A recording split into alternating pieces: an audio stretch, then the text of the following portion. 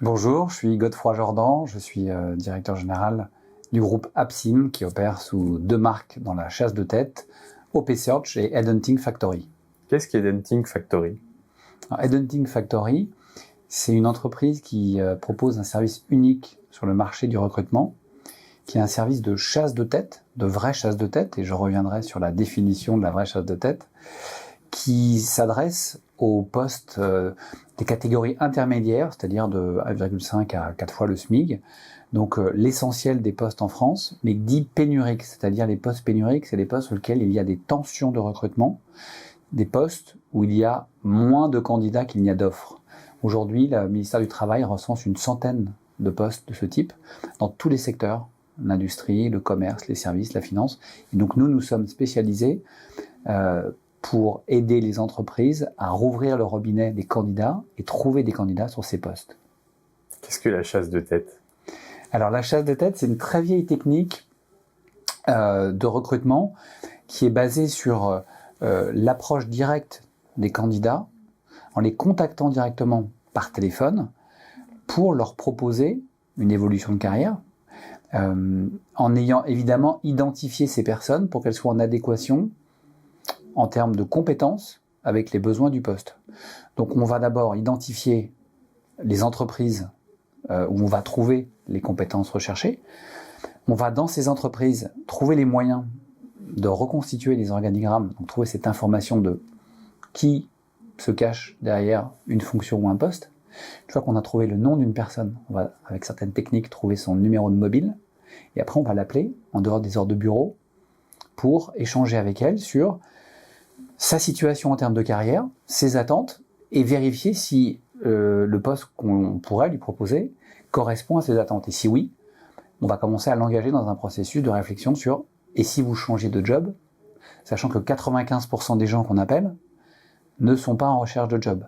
Donc une des spécificités de la chasse de tête, c'est d'adresser ce qu'on appelle le marché caché, c'est-à-dire le marché de 80% des salariés et des gens qui travaillent, qui ne sont pas en recherche active, qui ne sont pas avec, vous savez, les petites pastilles sur les réseaux sociaux professionnels indiquant que vous êtes à la recherche ou qui répondent à des annonces. Non, ce sont des personnes qui sont en poste et qui ne se posent aucune question. Et tout d'un coup, on va venir aller les chercher et on va déclencher quelque chose pour leur proposer une évolution qui normalement répond et adresse des besoins soit de bien-être au travail, soit de challenge professionnel, soit évidemment de rémunération, puisque tout le monde le sait, c'est en changeant de job qu'on a le plus de chances d'avoir une augmentation. Où est-ce que vous allez chercher ces gens?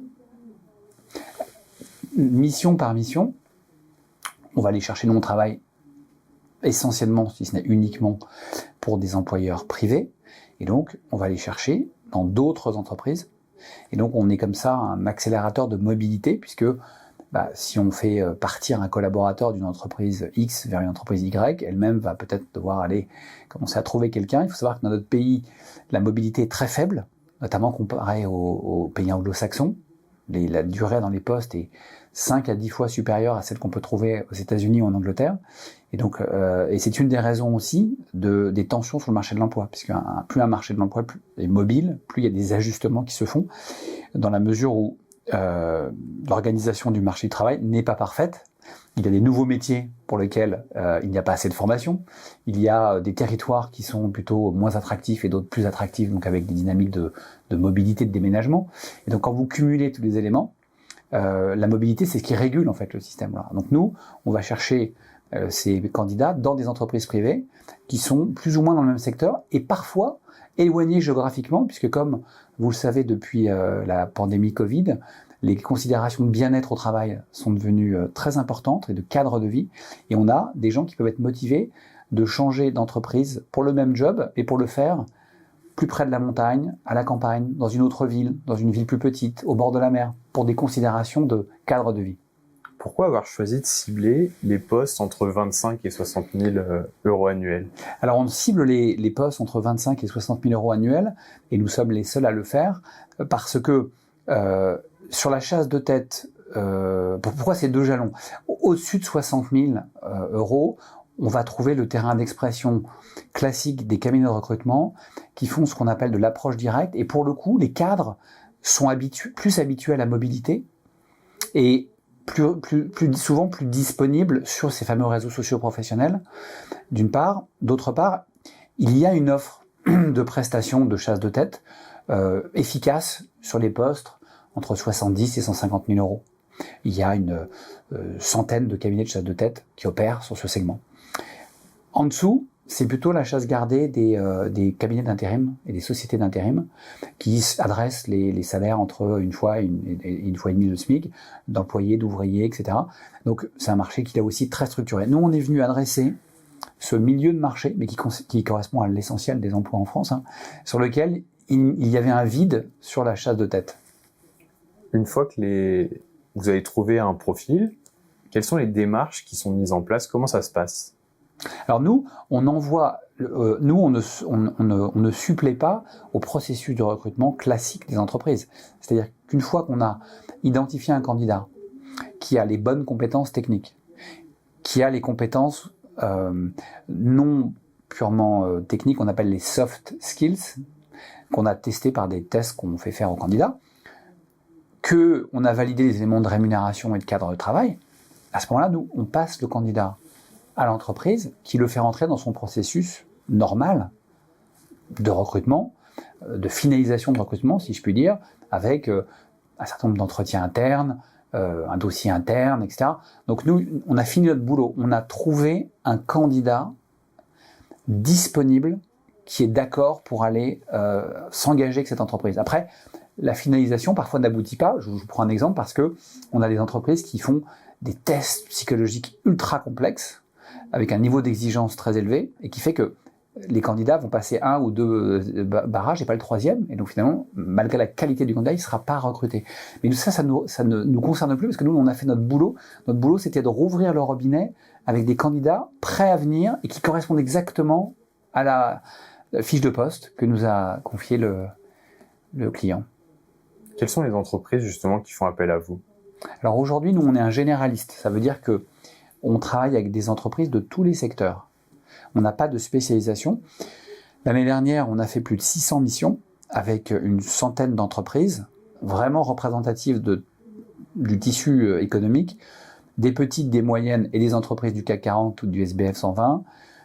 Beaucoup de missions dans les secteurs les plus en tension aujourd'hui, qui sont évidemment l'industrie, puisqu'on parle de réindustrialisation. C'est une réindustrialisation lente mais réelle, et surtout c'est parallèlement à la réindustrialisation, on est en train de changer nos usines. Elles sont en train on parle d'usine 4.0, on parle de robotisation, et donc il y a de plus en plus de compétences techniques à l'intérieur des usines. Donc il y a un manque cruel de techniciens de maintenance, qui est sans doute le poste sur lequel on est le plus consulté. Après, on travaille pour le BTP, les conducteurs de travaux, c'est un poste en tension. On travaille pour la finance, par exemple, les comptables aujourd'hui dans beaucoup de régions sont difficiles à trouver. On travaille énormément pour la santé, puisque depuis le réarmement de santé qu'on a mis en place après la pandémie Covid, il y a tout un tas de créations de postes ou d'évolutions d'organisation. Et par exemple, je vais citer un poste, les infirmières de bloc opératoire sont aujourd'hui très très rares. Donc on a comme ça je dirais, un cœur de 80 à 100 postes dans tous les secteurs, qui sont ces fameux postes pénuriques. Et donc nous travaillons pour tout type d'entreprise, nous ne refusons aucune mission. Ce travail, il est effectué sur la France, sur l'Europe ou au-delà? Nous, on se consacre uniquement sur la recherche de candidats en France. Il nous arrive épisodiquement d'avoir un client qui a une agence ou une entité dans un pays francophone frontalier, mais notre focus, c'est la France. Quelle est l'histoire d'Headhunting Factory? L'histoire, c'est comme je vous l'avais dit, au départ, nous avons deux entités. La première entité, OP Search, a 27 ans aujourd'hui. C'est un des principaux cabinets de chasse de tête exécutive, donc de cadres dirigeants. Et en fait, c'est venu par la demande de clients. On avait historiquement des clients industriels et dans le BTP qui, en 2017, ont insisté très très fortement en nous disant « on veut bien continuer à travailler avec vous, mais il faut que vous nous aidiez sur… » En l'occurrence, ces premiers clients, c'était sur des techniciens de maintenance électrique, et en disant on a besoin de vous parce qu'on a des sites en danger de fermeture ou de chômage technique, parce que quand il vous manque 2 ou 3 compétences clés sur un site, vous pouvez vous retrouver en ralentissement économique. Et donc on n'a pas pu dire non à ces clients, et ils nous ont quelque part projeté dans un nouveau mode d'organisation qu'on a dû réinventer, On a dû réinventer le périmètre du service qui n'est pas tout à fait le même que pour les cadres dirigeants. Pour les cadres dirigeants, il y a généralement un travail approfondi de documentation du candidat. On va écrire un rapport de synthèse sur son profil et il y a un consultant qui va aller négocier avec le conseil d'administration, le dirigeant d'entreprise pour le convaincre de prendre tel ou tel candidat. Il y a toujours plusieurs bons candidats. Là, c'est complètement différent parce que on a enlevé cette partie-là. On a dit, nous, on va surtout se concentrer sur le travail de sourcing et de prévalidation des compétences. Donc, on a allégé un petit peu le service et on a su comme ça construire une offre. On a aussi processé, standardisé la façon dont on travaillait, puisqu'on avait plein d'expériences qui étaient en fait transmises oralement, qui étaient liées à des collaborateurs qui avaient beaucoup d'expérience. On a mis ça par écrit pour pouvoir embarquer des jeunes. Donc, c'est un acte au départ, j'ai envie de dire accidentel, et de là est née une nouvelle activité qui s'est développée fortement, puisqu'aujourd'hui on a 170 collaborateurs. Elle a commencé quand, cette nouvelle activité? Elle a commencé, alors ce point ce point de changement, on a signé les premiers contrats au 4e trimestre 2017, donc ça va faire 8 ans dans quelques mois. Au niveau des prochaines années, vous le voyez comment, ce secteur justement de recrutement? Nous, on est assez positif sur le secteur en général et notre activité en particulier. Sur le secteur en général, il y a 2 fondamentaux qu'il faut prendre en compte. Le premier, c'est que ça paraît peut-être contre-intuitif, mais il y a encore beaucoup d'entreprises qui n'ont pas essayé d'externaliser les services de recrutement. On va dire, toute entreprise a un comptable. Moins d'une entreprise sur 10 externalise, d'une façon ou d'une autre, le recrutement. Donc, d'un point de vue structurel, la professionnalisation de cette activité me semble inéluctable. Deuxièmement, sur notre segment à nous, qui sont les postes pénuriques des professions intermédiaires, on a des éléments aussi structurants qui nous montrent que le marché va se développer, puisque le vieillissement de la population, comme vous le savez, fait qu'il y a beaucoup d'appels d'air sur des pans entiers d'activités où il va y avoir une raréfaction de la ressource de main-d'œuvre, primo, tout un tas de nouveaux métiers, et on a un décalage aujourd'hui énorme entre les débouchés de nos formations et les compétences demandées. Et puis, troisièmement, c'est qu'on a un gros problème de mobilité intrinsèque. J'en parlais tout à l'heure, mais les études du service d'analyse du ministère du Travail montrent qu'en France, au-delà de 20 km, quasiment plus personne ne veut bouger. Et donc, on a un problème parce que les territoires ont des dynamiques différentes. Vous avez en France des départements comme la Vendée ou l'Ille-et-Vilaine qui sont en plein emploi, puis vous avez d'autres départements qui sont en souffrance économique. Et donc, la logique voudrait que il y ait des mouvements, que les salariés bougent et aillent là où il y a du travail. C'est pas comme ça que ça se passe en France, aussi parce qu'on a des facteurs qui contraignent la mobilité, le plus connu d'entre eux étant l'immobilier, puisque quand vous devez refinancer un crédit bancaire, payer des droits de notaire pour votre maison, la nouvelle maison, vous avez des coûts de transaction à changer votre logement dans un pays où il y a 58% de propriétaires. Et donc quand on prend tout bout à bout, on va rester sur un marché qui a beaucoup de tensions, où la mobilité est compliquée et où donc nous, on va avoir un rôle à jouer pour être ce moteur de la mobilité. Ce changement, il va être sur court terme, sur long terme? Ce changement, il va vraiment s'accélérer sur les 5 prochaines années. Et après, on parle d'effets, si vous voulez, notamment au niveau de la pyramide des âges, jusqu'en 2040. Donc, vous voyez, ça nous projette à plus de 15 ans. Donc on est sur. Et puis on n'a pas parlé deux choses qui sont très à la mode aujourd'hui, c'est l'intelligence artificielle et puis le digital. On vit aussi un moment un peu charnière où il y a une crise de l'efficacité du recrutement sur le digital. On est passé au tout digital il y a 10 ans et aujourd'hui c'est devenu tellement encombré qu'il y a de moins en moins d'efficacité sur certaines méthodes, puisque en fait vous avez tellement de sollicitations en ligne que les candidats ne répondent plus, tout simplement parce qu'ils sont ultra sollicités. Ils préfèrent se replier, voire se cacher.